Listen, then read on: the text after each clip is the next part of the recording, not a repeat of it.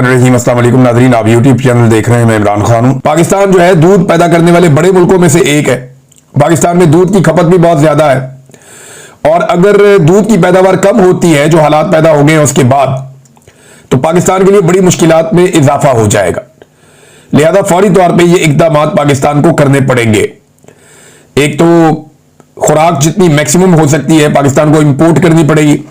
हमारी सरजमीन पे तो अब है नहीं, हुकूमत ने पहले खरीद कर स्टोर की नहीं, तो अब गंदम जो थी वो बहुत सारी जाया भी हो गई है और अगले साल गंदम लगने की कोई उम्मीद नहीं है कि उतने बड़े पैमाने पर लगेगी जैसे नॉर्मली पाकिस्तान में, खासतौर पर पंजाब में लगती है। तो ये सूरत हाल इंतहाई परेशान कुन है। इससे निकलने की तजावीज भी उन्होंने दी है। देखिए, मुझे ऐसा लगता है कि ये मुल्क को अब सिर्फ कर्जों पर चलाएंगे।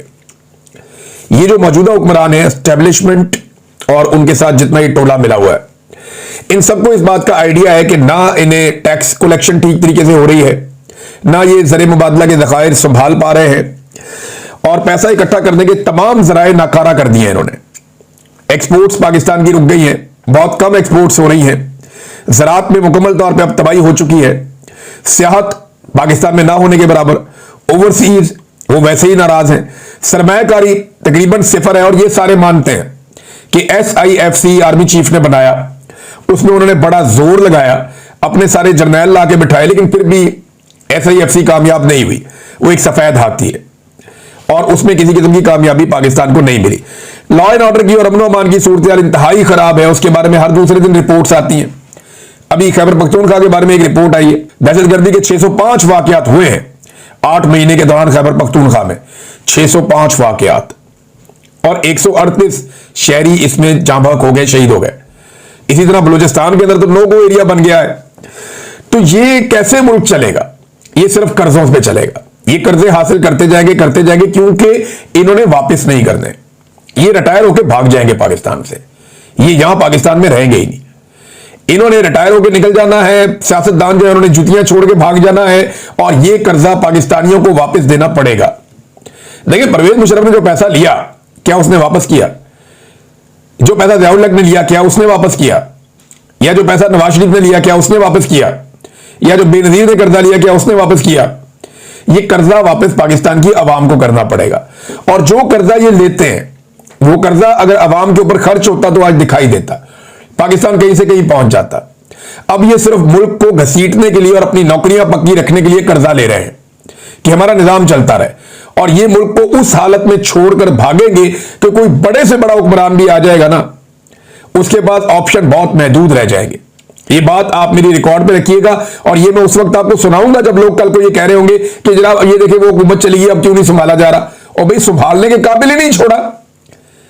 जो इस मुल्क के साथ कर दिया गया है और इसे कोई नहीं संभाल सकता। बहुत मुश्किल है, एक लंबा सफर तय करना पड़ेगा, बहुत बोझ उठाना पड़ेगा, पूरी कौम के ऊपर बोझ डालना पड़ेगा, बड़े मुश्किल फैसले करने पड़ेंगे। जो इन्होंने कर दिया इस मुल्क के साथ, बहुत बुरा किया है इन्होंने। कोई दुश्मन के साथ भी ऐसा नहीं करता। और इनकी प्रायोरिटीज क्या है? ये राणा सनाउल्लाह का स्टेटमेंट आप देखें। उन्होंने, हुकूमत ने राणा सनाउल्लाह के जरिए से एक्सटेंशन का ऐलान कर दिया कि जनाब एक्सटेंशन हम आर्मी चीफ को दे रहे हैं, और अब इन्होंने नाम रख दिया एक्सटेंशन। असल में तो इन्होंने मुद्दत मुलाजमत जो है वो लंबी कर दी है, लेकिन नाम रखा, यानी मुद्दत मुलाजमत में तसलसल इन्होंने नाम रख दिया और एक्चुअली दिया इन्होंने एक्सटेंशन। तो मौजूदा आर्मी चीफ को भी बाकी आर्मी चीफों की तरह ये शौक था कि उनको एक्सटेंशन मिले, लिहाजा हाफिज सैयद आसिम मुनीर साहब जो फील्ड मार्शल हैं उन्होंने एक्सटेंशन अब ले लिए और अब उनकी मुद्दत मुलाजमत राणा सनाउल्लाह के बकौल 5 साल है। और वो ये कहते हैं अगर कोई डिजर्व करता है कि उसको एक्सटेंशन दी जाए तो वो आसिम मुनीर साहब हैं, फील्ड मार्शल साहब हैं, और उनको तो 2027 के बाद भी रखना चाहिए।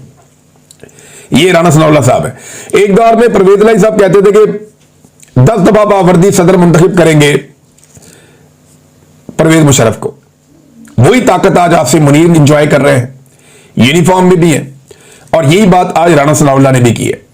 तो जो काफ लीग थी डिक्टेटर के दौर में, वही आज नून लीग है फील्ड मार्शल आसिम मुनीर साहब के दौर में। कोई इनमें फर्क नहीं है। लेकिन जैसे ही ये इत्मीनान हो गया एस्टेब्लिशमेंट को, तो साथ ही पता चला कि जी तोशाखाना 2 की तारीख का ऐलान हो गया। सुबह 10 बजे समात रखी है और यह भी देखना पड़ेगा कि खानदान के अफराद को, वकला को, सहाफियों को अंदर जाने की इजाजत मिलती है या नहीं मिलती। बहरहाल तोशाखाना 2 का जो केस है वो लंबे अरसे के बाद एक मरतबा फिर लगाया गया अडियाला जेल में। देखना चाहिए कि इमरान खान साहब क्या बात करते हैं। इमरान खान पे इन्होंने जो भी इल्जाम लगाए ना, ये सारे अपनी जुबानों से इकरार भी कर रहे हैं और अपने हाथों से वो सारे काम भी कर रहे हैं। ये कहते थे इमरान खान को कि उसने जनरल बाजवा को एक्सटेंशन दी। भाई जनरल बाजवा ने एक्सटेंशन सारी पॉलिटिकल पार्टी से ली थी और मरियम नवाज ने कहा था जी शुक्र है मैं इस गुनाह में शामिल नहीं थी। आज मरियम नवाज की ईमा के ऊपर मरियम नवाज की अपनी मुशावरत के साथ नवाज शरीफ और उसका भाई और ये सारे मिलकर हाफिज सैयद आसिफ मुनीर साहब को एक्सटेंशन देने का फैसला कर चुके हैं, जिसे राणा सनाउल्लाह के जरिए से इन्होंने ऐलान भी करवा दिया, अनाउंस करवा दिया जनाब कि डिजर्विंग कैंडिडेट यही है। यही लोग काजी फायद ईसा के बारे में भी यही कहते थे कि इससे बेहतर जज कोई नहीं है, सबसे डिजर्विंग यही है, इसको आगे बढ़ाना चाहिए। फिर देखा काजी फायद ईसा साहब अब हुलिया बदल के फिरते हैं। काजी फायद ईसा साहब जो है वो पब्लिक में नहीं आ सकते, लोगों को मुंह दिखाने के काबिल नहीं रहे। जनरल बाजवा कहीं पब्लिक के बीच में नहीं जा सकते, मुंह दिखाने के काबिल नहीं रहे। अभी जनरल नदीम अंजुम रिटायर हुआ, तजर्बे के तौर पे निकालो कहीं बाहर पब्लिक में उसे, तो आइडिया हो जाएगा कि मुंह दिखाने के काबिल नहीं रहे। तो हालात ये है कि इस तरह के लोगों का ऐसा ही अंजाम होता है। जो लोग अवामी उमंगों के खिलाफ मुल्क को घसीटने की कोशिश करते हैं या लोगों को अजियत देते हैं, उन लोगों का अंजाम ऐसा ही होता है। इनका वक्त होता जरूर है, ये मौजें बहुत करते हैं, लेकिन वक्त थोड़ा होता है और एक दिन आता है वक्त खत्म हो जाता है। जजेस नाजरीन आहिस्ता आहिस्ता जो है वो हौसला कर रहे हैं, खड़े हो रहे हैं। अभी कुछ स्टेटमेंट जो है वो अतर मिनुल्लाह साहब के आए हैं, मैं ये आपके सामने रख देता हूं चंद स्टेटमेंट्स उनके। अतर मिनुल्लाह साहब ने कहा कि इस मुल्क में आइन की बालादस्ती और कानून की हुक्मरानी नहीं है, बल्कि अशराफिया की अजारादारी है, क्योंकि यहां आईनी गवर्नेंस नहीं है। पाकिस्तान बनते साथ ही पाकिस्तान तोड़ने की बुनियाद रख दी गई, और यह बात मैं नहीं कर रहा, यह किताबों में लिखा है। उस वक्त के एयर चीफ मार्शल की किताब में यह बात लिखी है। जनरल ज़िया-उल हक ने कहा कि हमारी अदलिया आजाद है, फिर उसी अदलिया ने भुट्टो को सूली पर चढ़ा दिया। 40 साल बाद अदलिया ने तस्लीम किया गलती हो गई, माफी मांगी, लेकिन सजा किसी को नहीं हुई। बदकिस्मती से जज इस्तेमाल हुए। जनरल ज़िया-उल हक वर्दी में बैठा था, बीबीसी को इंटरव्यू देते हुए कह रहा था कि भुट्टो केस की अपील में सुप्रीम कोर्ट में है, अदलिया आजाद है, जो फैसला देगी कबूल होगा। और फिर अदलिया ने भुट्टो शहीद को सूली पर लटका दिया। इसी बेंच के जजेस ने बाद में कहा दबाव था। 40 साल बाद सुप्रीम कोर्ट ने भुट्टो केस में अपनी गलती तो तस्लीम की, मगर सजा किसी को नहीं हुई। उस वक्त सजा सिर्फ भुट्टो को नहीं मिली, उसके साथ इस मुल्क की आवाम थी, जिसके साथ मिलकर भुट्टो शहीद अशराफिया से लड़ रहे थे, और जजेस ने खुशी से खुद को इस्तेमाल होने दिया। आज इमरान खान उसी जगह पे खड़ा है, लेकिन जजेस जो है वो इसी तरह आलाकार बने हुए हैं, इसी तरह सहूलतकार बने हुए हैं। बल्कि इन्होंने ये भी कहा कि हाइब्रिड निजाम के बारे में भी जज ने बात की कि हाइब्रिड निजाम जो है वो अमरीयत है। एक तरफ ख्वाजा आसिफ कहते हैं मुल्क में हाइब्रिड निजाम है, दूसरी तरफ अतर मिनुल्लाह साहब कहते हैं कि ये तो अमरीयत की एक मिसाल है, अमरीयत है। और एक्चुअली तो अमरीयत ही चल रही है ना पाकिस्तान में, और क्या चल रहा है।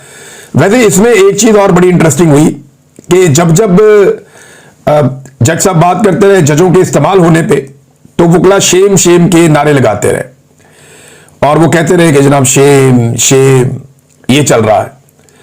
तो वकला को भी इस बात का इदराक हो रहा है, जजेस को भी हो रहा है। कुछ जजेस ने लेटर्स भी लिखे हैं। जस्टिस मुनीब और जस्टिस मंसूर अली शाह साहब ने भी बाकायदा कुछ हकायक सामने रखे।